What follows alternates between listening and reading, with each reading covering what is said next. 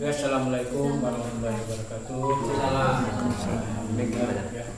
Pada puji bagi Allah Tuhan seluruh sekalian alam.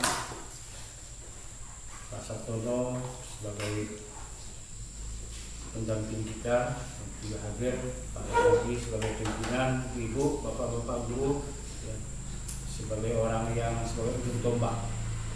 Yang nyaman kalau di tombak ini orang dapat ikannya, kita dapat tombaknya. Yang dapat tombaknya itu yang ngombak hasilnya itu.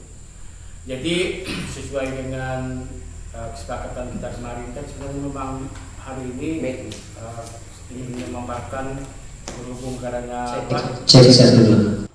karena situasi yang lampu malamlah yang namanya ujung ini kalau enggak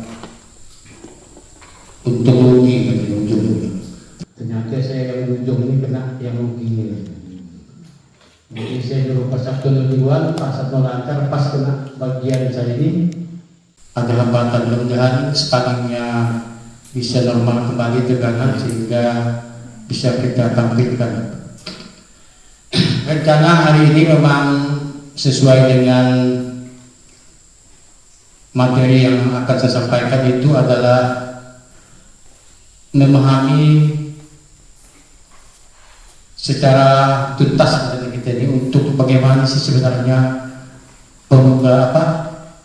memahami pembelajaran itu dengan mengetahui karakter anak, diferensiasi ya.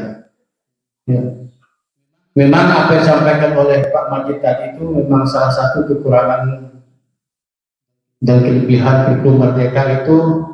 Yang pertama memang banyak juga keunggulan dari kurikulum Merdeka, namun setelah berjalan ini saya amati ada 5 yang saya tangkap itu yang masih mengganjal. Yang pertama itu memang pengetahuan pemahaman di antara kita ini masih belum merata. Pelatihan kita sudah dilaksanakan oleh pemerintah daerah, tetapi untuk daerah-daerah yang jauh itu masih hambatannya. Yang kedua itu kesenjangan. Masih ada kesenjangan ini daerah-daerah, salah satu di sini kita ini hambatan tuh internet dan salah satu listrik. Salah satu pendukung untuk kurikulum Merdeka ini adalah tersedianya sinyal. Syukurlah sinyal internet kita alhamdulillah bantuan pakai apa itu rolling bisa nyambung connect, terutama dalam memfasilitasi pembelajaran maupun dalam ANBK kepada anak. Selanjutnya yang ketiga satu beban guru dalam menyiapkan pembelajaran belum terbiasa, karena memang kurikulum Merdeka ini dituntut kita ini kreatif. Kreatif itu yang penting sejatinya. Kekreatifan guru, tenaga pendidik, dan setiap komponen stakeholder sekolah itu harus kreatif menyesuaikan dengan paradigma baru berkaitan dengan kurikulum yang kita ambil sekarang. Yang keempat, kalau setelah itu tidak semua siap dengan fleksibilitas.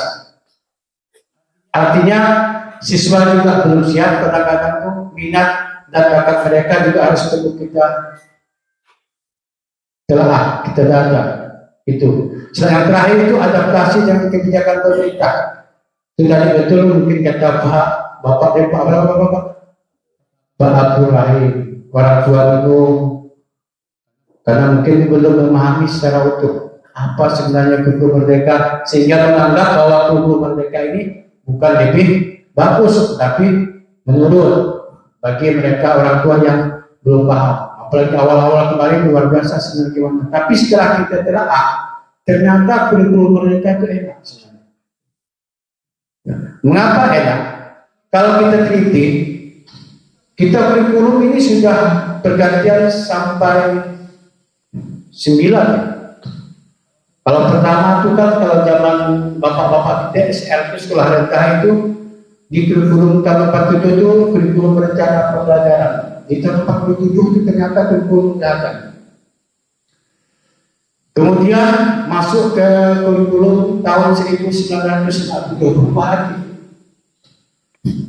Menjadi apa? Kurikulum rencana pembelajaran terurai menurut istilah waktu itu. 57 sudah ada kurikulum lagi.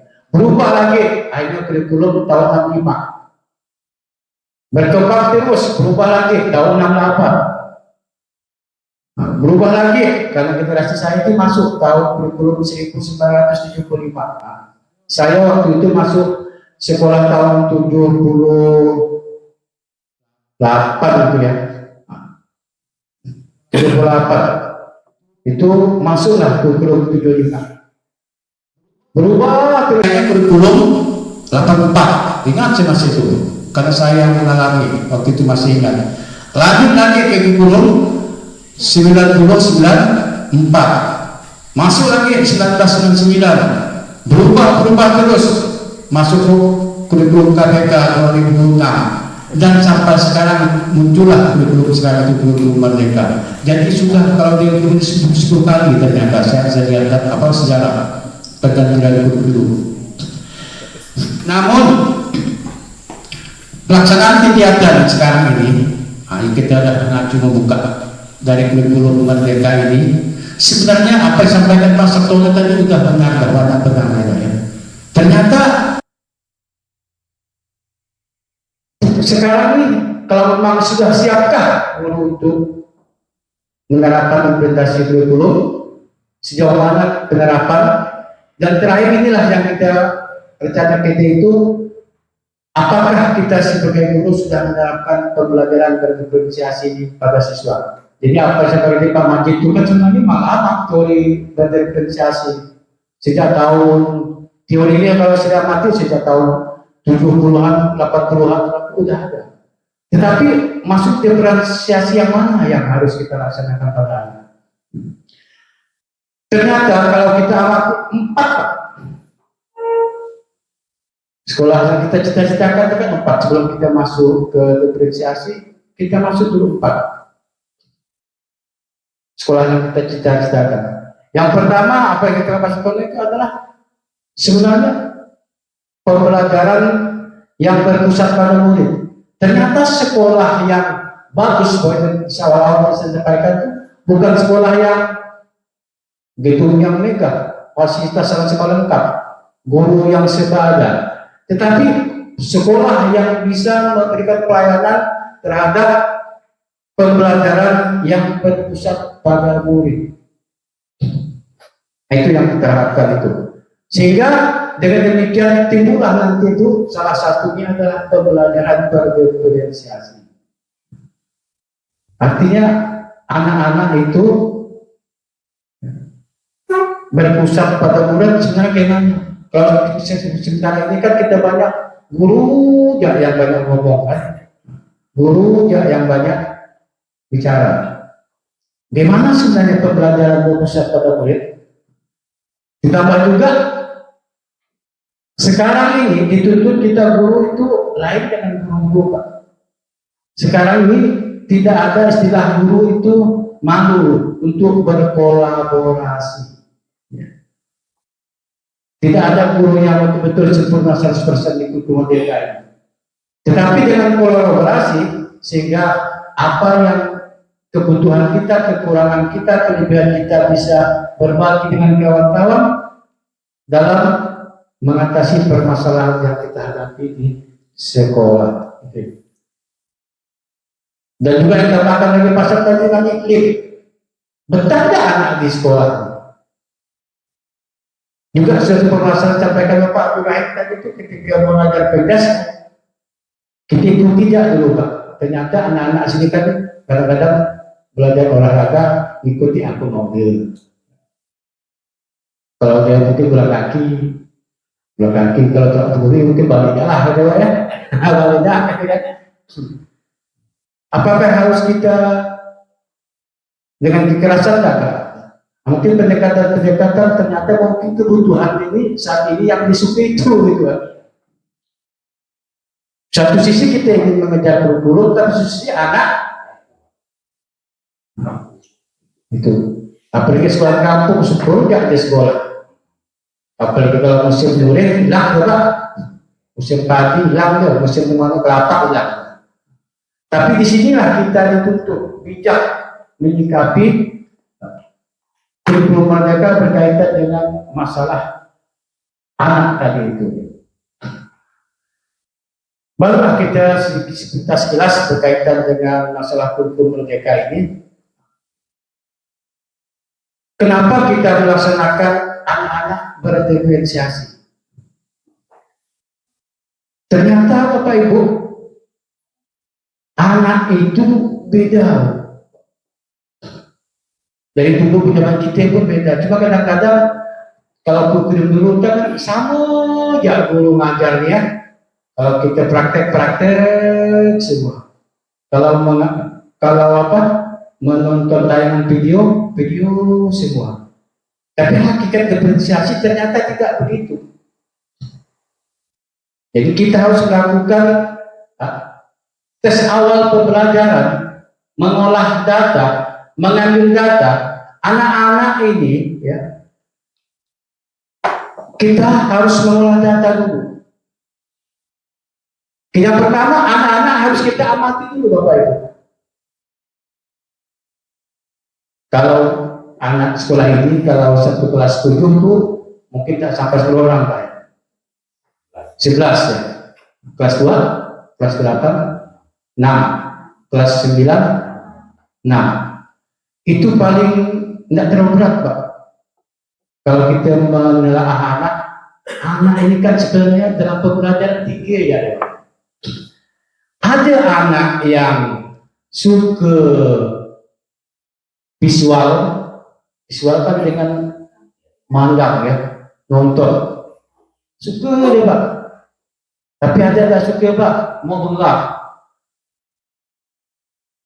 Jadi sebenarnya saya tampilkan tadi bagaimana salah satu modul agar pembelajaran berdiferensiasi terhadap anak-anak yang berbeda karakternya, cara belajarnya. Ada anak yang suka dengan mendengar itu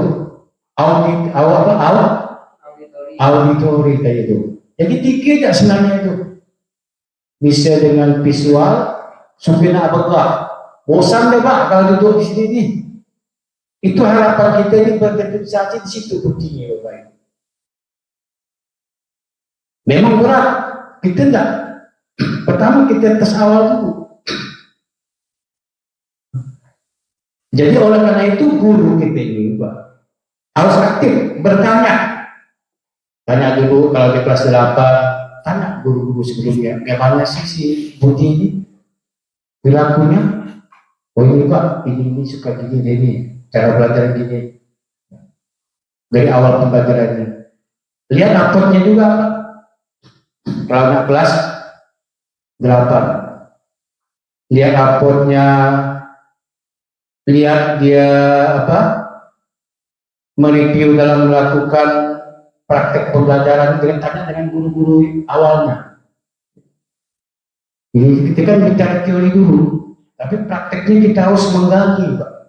Menggali anak ini mampu nggak dia? Di mana sebenarnya anak ini pola belajar? Ada yang suka dengan tadi itu kan auditori, kinestik, visual, tiga gaya belajar inilah yang kita kembangkan. Sehingga nanti dalam modul pembelajaran, jadi nanti ada anak, ternyata dari misalkan 10 kelas 7 itu 11 anak. Kita data dulu, Bapak Ibu harus mendata. Misalkan anak yang belajar IPA, ternyata dia tuh 5 orang tuh suka dengan auditori, mendengar, suka gitu. Ternyata 4 orang ini suka visual, melihat dengan apa yang tampak dari gambar, dari video pembelajaran. Ternyata yang 4 orang lagi ini kan suka dengan kinestik, suka keluar, suka berpraktek. Itu harapan kita itu. Jadi 3 itulah yang kita kembangkan di dalam memahami anak dalam belajar kreasi. Hanya juga mesti ada juga nanti itu tingkat sekarang tingkat mahir. Ada yang mahir dan anak itu sejauh mana lagi ke tingkat apakah dia belum mahir, sangat mahir. Ya. Gaya belajar kalau visual ini kan dia senang melihat, mencoret paling suka dia Pak. Itu ciri-cirinya. Mencoret-coret yang terkadang tanpa ada artinya saat di dalam kelas. Itu ciri Pak, visual. Nah, kadang-kadang cuma ada tempat coret itu visual Pak. Dia lebih suka membaca Pak daripada dibacakan. Nah, kalau nanti ada program, kalau ada program tadi Pak Budan berikan program membacakan. Dia lebih suka membaca daripada dibacakan. Jadi juga Pak kalau orang belajar visual lihat Pak tampilannya rapi. Kalau anak itu rapi, teratur, itu salah satu ciri. Ternyata dia Pak didata Pak, oh anak ini kayak belajar ini visual. Sebelum kita mengarah kepada pembelajaran, didata dulu, kita tahu oh ternyata dari ini anak belajar visual. Dia termasuk teliti Pak, terhadap dan suka detail itu termasuk gaya visual. Kemudian termasuk orang yang suka pengeja yang baik ini. Lebih memahami gambar dan bagat daripada instruksi tertulis. Dia suka nembok. Itulah satu kategori. Anak kelompokkan dulu Bapak Ibu. Kalau kita tidak membaginya, maka susah kita ingin memahami anak dalam pembelajaran dan diferensiasi tadi. Udah tahu semua Bapak Ibu. Anak kita tinggal penerapan. Cuma penerapan ini memang mau berat. Jadi kalau kita membuat modul agar ada sebagian anak kita suruh, kalau ini ada ini kan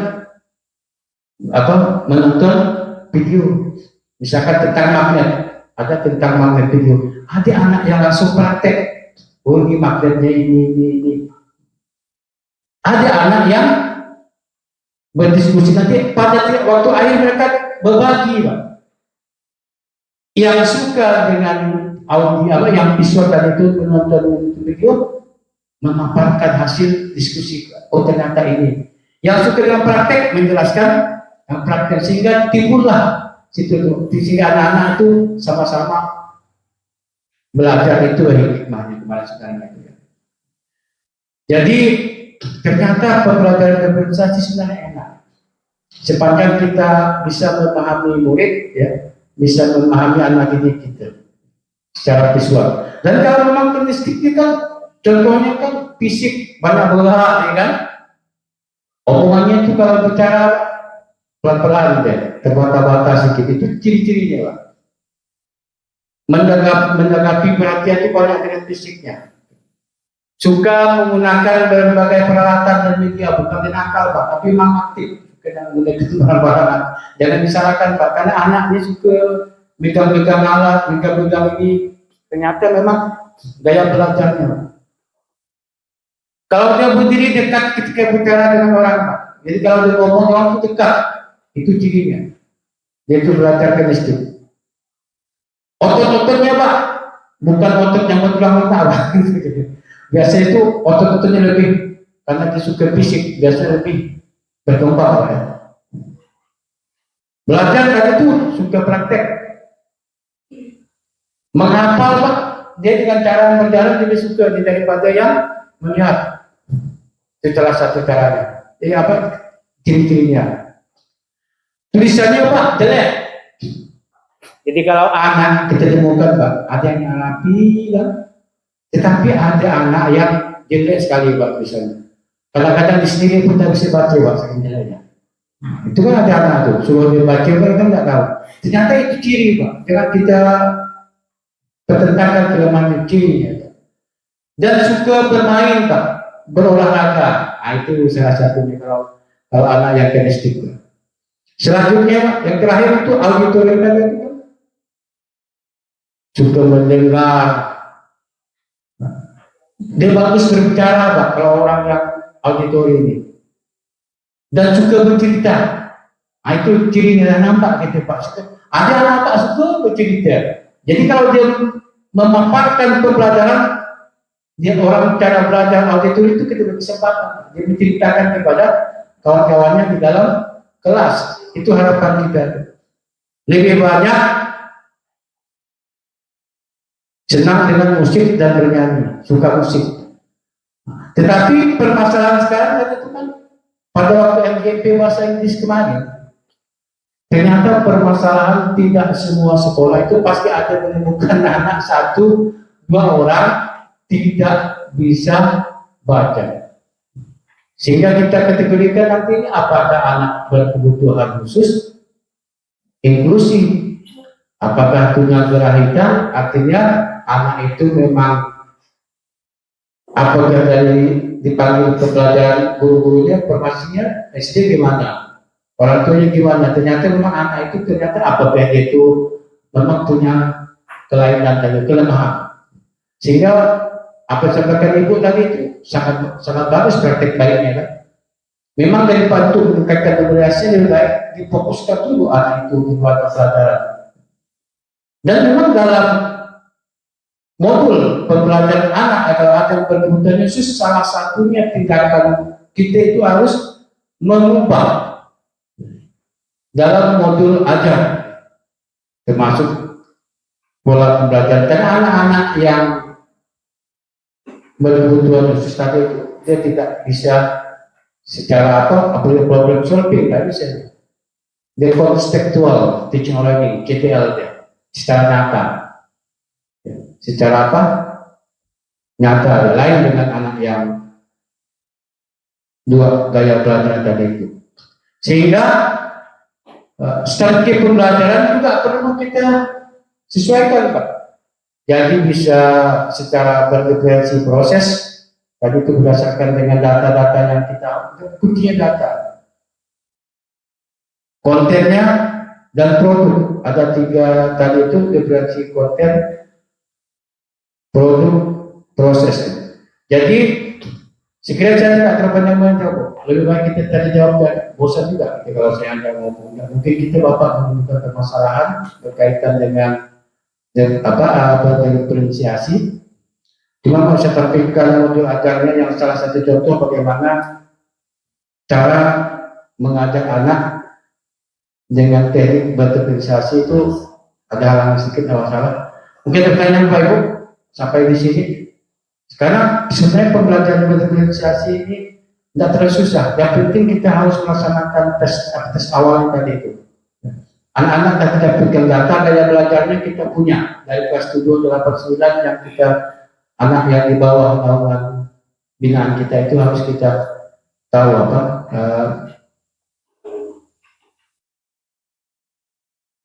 apa yang diperlukan. Mungkin ada tambah sesuatu apa atau kita dipanggil kawan-kawan? Silakan. Baik, Bapak Ibu kan sudah pernah sering mendengar kata berdiferensiasi. Berdiferensiasi itu berbeda sebenarnya. Cara mengajar berbeda. Ada tiga sistem berdiferensiasi dalam pembelajaran. Pertama, diferensiasi konteks. Konteks itu artinya materinya.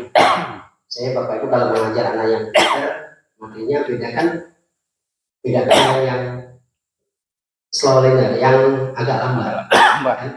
Yang kedua, proses tadi di penjelasan itu sudah saya sampaikan bahwa yang pintar Bapak kasih dulu langsung anak-anak, mohon coba untuk Andi, siapa lagi itu, coba kalian kerjakan soal dari Bapak ini. Tapi yang lainnya tidak sama, tidak bocoran itu, mereka diberikan penjelasan saja. Nah, gitu ya. Jadi kalau yang pintar suruh mengerjakan tugas, yang sedang dikasih tangga tuntunan untuk mengerjakan tugas, yang belum sama sekali pintar diberikan bimbingan tentang materi tersebut. Itu boleh dikelompokkan berdasarkan tadi itu tes awal yang dilakukan. Ketiga, diferensiasi produk hasil, ya. Tidaklah boleh kita menyamakan, tidak boleh kita samakan dari mereka yang tadi yang mahir, yang sedang dan yang belum mahir. Memang harus kita bedakan, tidak apa-apa. Tetapi intinya apa yang kita inginkan dalam tujuan pembelajaran tersebut tercapai oleh anak-anak. Saya berikan contoh yang kecil ini. Andai kata untuk pembelajaran matematika, anak-anak sudah bisa menemukan dari teorema Pythagoras berdasarkan bilangan triple Pythagoras. Misalnya untuk yang mahir nih. Tapi yang belum mahir, dia menggambar saja bahwa triple Pythagoras itu dari bangun segitiga loh anak-anak. Ini loh bangunnya. Bapak bangun yang sisi tegaknya dibangun, alasnya dibangun, sisi miringnya dibangun dibuat bentuk persegi. Terbentuklah. Ternyata kalau itu kita kumpulkan, kita kelompokkan dari tempat bangunan persegi tersebut kita butuhkan, ternyata triplenya kita dapatkan. Itu kalau untuk anak perlu bimbingan. Kalau yang sudah mahir kita tinggal coba yang sudah mahir, Andi tolong tentukan triple Pythagoras dari bangun segitiga yang sudah ada nilainya misalnya 3, 4, berapa sisi yang lain panjangnya. Kalau yang sudah mahir biarkan dia mengerjakan, tidak apa-apa. Tapi kalau yang belum tadi kita jelaskan, ini loh, triple ini maksudnya begini, ada 3 bangun. Seperti kalau di bahasa Indonesia mungkin bahasa Indonesia ini kan tematik ya, menyimak, apa dia bukan materi, menyimak, apa itu? Berbicara, menulis, menyimak, membaca dan berbicara itu kan. Kalau yang sudah main silakan ibu mau tingkat yang mana yang mau ibu berikan pada dia. Tapi kalau yang belum, bimbingan, sifatnya bimbingan. Oleh sebab itu kita minta itu tadi, guru mengajarnya berdiferensiasi. Artinya tidak semua anak sama dalam pembelajarannya. Di olahraga misalnya, Bapak mengajarkan tentang atletik, lari misalnya. Anak yang sudah lahir dalam sprint misalnya, sprint itu standarnya Pak. Saya ini bukan guru olahraga, tapi saya guru matematika. Tapi saya suka membimbing anak dalam olahraga. Sprint itu kalau 60 meter 11 detik, itu standar dia, sprintnya. Karena yang dilombakan itu 60 meter kalau sprint itu. Nah, kalau yang sudah mahir itu biarkan saja, dia latihan sendiri, dia pakai ban, misalnya narik ban dengan biarkan saja. Tapi kalau yang belum, Bapak bimbing harus. Yang belum bisa bimbing. Tapi kalau yang sudah, yang memang waktu penilaian awalnya sudah mahir, tidak perlu lagi kita bimbing misalnya. Seperti tadi lah misalnya bermain voli misalnya, setter, staff kan, ahli yang pengumpan bola setter namanya kan. Kalau dia belum sudah mahir, biarkan saja dia mengumpan bola. Tapi yang belum kita ajarkan, ini loh passing yang baik misalnya. Ya, ini loh cara servis yang baik misalnya. Tapi kalau sudah mahir, Bapak tinggal menilai. Nah, kalau bahasa kita itu meremedial lah untuk dia, meremedial. Kamu sudah bagus nih, Andi. Tinggal nanti pemantapan saja ya. Tolong lembutkan sedikit tanganmu tuh biar bola tuh tidak terbaca oleh musuh sewaktu kamu umpan bola misalnya. Artinya tinggal penguatan kalau ke anak-anak yang sudah mahir, Karena kan kita tidak bisa ngajar di sini terus Pak. Anak-anak nih pandai cari tempat untuk main di seorang, dia ikut kawannya main di tempat mana. Nah, pasti gitu dia. Tidak yang kita ajar di sekolah ya nih. Nah, karena saya punya pengalaman begini. Saya di sekolah dulu tidak pernah mengajarkan anak bermain hadrat. Tidak pernah Pak. Pas mauludan, anak-anak bilang dengan saya, Pak bisa nggak carikan alat untuk apa nak? Kami mau tampil waktu mauludan. Kalian bisa nggak? Boleh dicoba Pak katanya. Sewa alat karena kalau beli mahal. Sewa. Ternyata waktu mereka main, kok kalian bisa? Kami Pak ikut kalau kami pengajian itu dengan ikut ada anak-anak pondok sana, kami latihan. Di sekolah nggak ngajarkan barangkali, sekolah nggak ngajarkan. Alhamdulillah mereka bisa cari tempat sendiri untuk bakat minat mereka. Dan itu saya bangga dengan seperti itu. Artinya mereka bisa mencari tempat walaupun sekolah tidak menyiapkan untuk itu gitu ya. Luar biasa kalau saya lihat anak-anak itu pramuka misalnya. Pramuka tuh Pak, pramuka saya hobi Pak. Sangat hobi saya dengan pramuka. Saya KMD sudah, KML saya sudah, mahir dasar sudah, mahir lanjutan saya sudah. Ada saya sebenarnya boleh sebagai pelatih, tetapi saya kan karena saya kepala sekolah dulu, saya mau hobi saja. Siapa yang suka anak-anak itu? Karena anak itu latihannya saat di Morses Mapo, Bipak, pionering, baris berbaris, paskibnya. Saya suka. Kalau anak yang sudah mahir, kita bisa melihat yang sudah mahir yang mana. Nanti mereka akan melatih adik-adiknya, melatih kawan-kawannya yang sudah mahir. Sehingga itu tadi hobi-hobi saya itu memang saya suka dengan anak-anak ini, sangat suka saya dengan. Kalau anak itu positif, kegiatannya sangat positif, luar biasa. Ya. Termasuk anak saya punya anak Pak SMP, hobinya pramuka. Kalau balik itu Nggak pernah dia balik jam 1, nggak pernah. Jam 5 sore nanti nih. Ya, jemput ya. Sila pulang jam 5. Ya, di sekolah. Namun mungkin kita megam dagu. Karena tiap hari latihan di lapangan terus. Tetapi kan dia hobi dengan pramuka gitu. Dan dia, ya itu tadi karena dia hobi, dia melatih dirinya, minta bantuan orang lain untuk melatih dirinya juga, gitu kan, atas inisiatif dia, akhirnya dia bisa, prestasinya banyak dan sebagainya. Bisa itu. Saya rasa kita tidak akan melihat, Pak di kampung, enggak, jangan itu ya. Saya tidak mau kita skeptis, pesimis. Saya tidak mau kita pesimis. Saya tidak mau kawan-kawan guru ini pesimis. Di kampung Pak ya, pelan dibuat. Dan kalau saya gitu, saya tidak mau itu. Saya tidak mau kawan-kawan pesimis dengan hal seperti itu. Ya. Bapak nanti akan melihat kalau anak punya bakat luar biasa, Pak. Saya itulah bangganya luar biasa. Ternyata bisa mereka ya. Saya lihat begitu. Ternyata bisa mereka ini. Itu, benar. Nanti kalau coba ibu latihan anak berpidato, luar biasa bu. Benar, pasti ada. Yakin dari 23 anak, yakin saya 1000% lah saya yakin. Pasti ada di antara itu yang bisa untuk seperti itu. Yakin saya. Karena mereka pasti punya bakat. Anak-anak lahir itu diberikan bakat. Jangankan yang normal, yang tidak normal saja pasti diberikan bakat untuk mereka. Yang tidak punya tangan misalnya, tapi dia ahli dalam bidang apa? Pasti begitu. Begitu Pak Dilan. Terima kasih. Ada pertanyaan dulu Bapak Ibu? Ya, mungkin dah. Cuma saya walaupun tak sedangkan gini ya. Contoh bagaimana kita melaksanakan, ini contoh sederhana saja Bapak Ibu ya. Bagaimana Bapak nanti menerapkan dengan tadi istilah kita data-datanya. Contoh, ini adalah pembelajaran IPA. Jadi pada waktu pendahuluan seperti biasa ya, guru memberi salam, guru mengecek kehadiran murid, guru mengingatkan siswa itu sentiasa melaksanakan kesehatan, protokol kesehatan kebersihan kelas. Kemudian jangan lupa Bapak Ibu, sekarang ini karena dan akreditasi pun diminta itu kesepakatan kelas antara guru dengan siswa. Bukan hanya kesepakatan kelas, tapi kesepakatan sekolah. Dulu namanya peraturan akademik. Ada kesepakatan sekolah dan ada kesepakatan kelas. Artinya guru, misalkan kita belajar IPA ini harus jujur sebelum ini, tidak boleh terlambat. Harus siang itu masalah. Jadi ditandatangani oleh wali kelas atau guru yang studi bersama siswa mengenai kelas sekolah. Itu dipinta hanya dari gurunya. Pak baru dulu lah ya. Jadi sikat saja nih. Jadi ternyata di sini guru itu mengelompokkan Bapak Ibu. Yang pertama dikelompokkannya cepat-cepat ya. Yang dikelompokkan itu adalah anak yang punya gaya belajar siswa itu dengan suka menyimak, itu ditampilkanlah tadi itu video. Anak dengan gaya belajar statistik difasilitasi untuk melaksanakan percobaan menggunakan magnet, tidak nonton langsung magnet praktek. Yang terakhir ini yang menarik nih. Jadi yang terakhir itu kegiatannya anak yang nonton itu menjelaskan, anak yang didengar oleh yang kelompok yang praktek juga menjelaskan, kemudian juga mereka saya bertanya, ada dibimbing oleh guru. Itu maksudnya Bapak Ibu.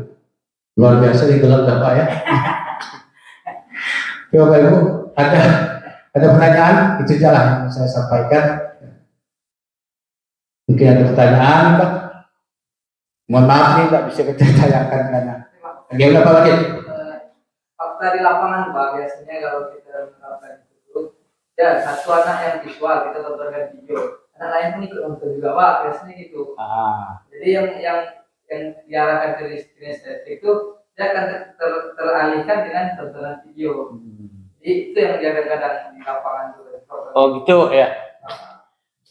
Jadi tidak ada satu yang memiliki kekhususan dalam estetika. Karena itu saya bilang tadi yang sebelumnya tidak bisa terlalu kaku dalam menerapkan gaya belajar yang berdasarkan pada itu.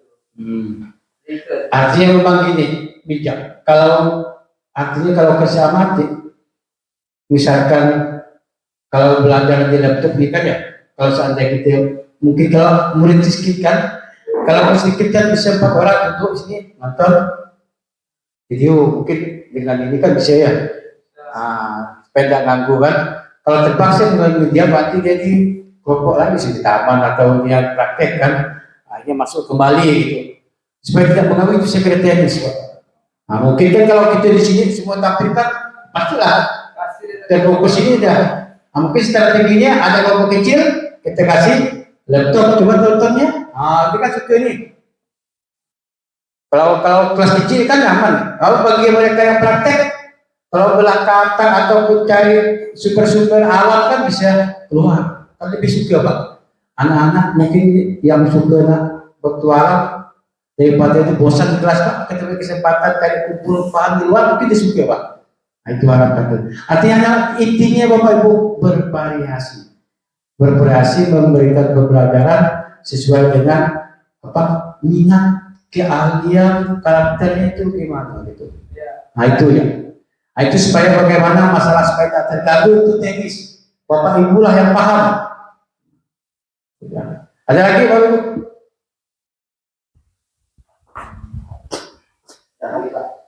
Ya. Jadi intinya itu. Berarti diferensiasi itu sebenarnya Pak sama materinya sama, cuma cara menampilkan. Betul. Materi sama, cara penyampaian berbeda. Ini hanya contoh masalah materi. Kalau masalah mungkin kalau masalah ukur uang kan, ada yang suka nak ukur langsung baik veteran bekerja kan, ada yang sistem pakai tengok-tengok gitu dia langsung menceritakan, ada yang nggak suka dia. Artinya intinya itu variasi. Kalau ibu menyamakan variasi ibu bisa memahami ternyata anak-anakku bisa gak semua belajar. Gitu intinya situ Pak. Pasar umum sudah siap tas ini. Jadi terpaksa saya melepaskan rantai cukup dia Pak. Oke, itu saja Pak tadi ya. Oke, alhamdulillah mudah-mudahan kita tidak berubah banyak. Yang penting konsepnya. Para pahami di konsepnya, yang penting Bapak Ibu bisa memahami anak, memberikan sesuai dengan karakter gaya belajarnya masing-masing. Terima kasih. Assalamualaikum warahmatullahi wabarakatuh. Waalaikumsalam.